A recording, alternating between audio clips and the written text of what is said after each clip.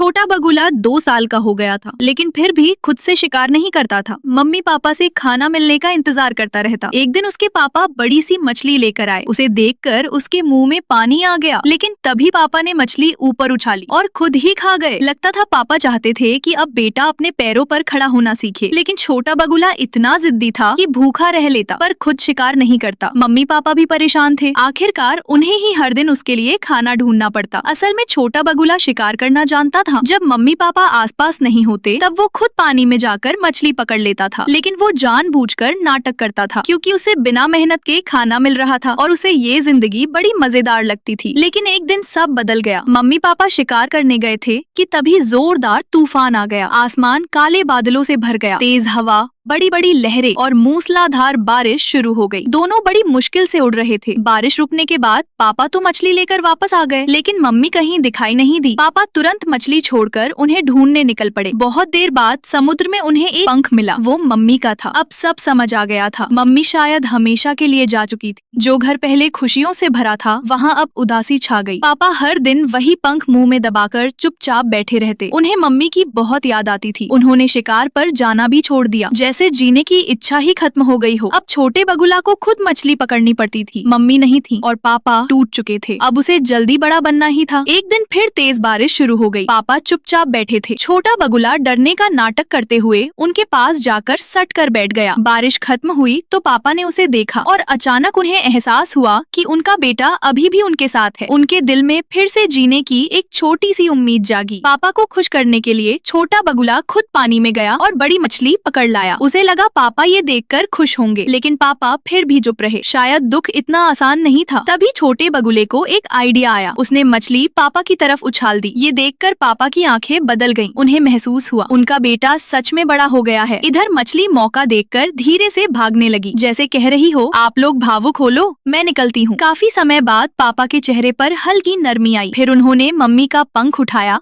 और उड़ने लगे। छोटा बगुला सोचने लगा कि शायद पापा अभी भी दुख से बाहर नहीं आए, लेकिन तभी पापा पीछे मुड़े और उसे साथ आने का इशारा किया। असल में वो अपने बेटे को लेकर नई जगह, नई जिंदगी शुरू करने जा रहे थे।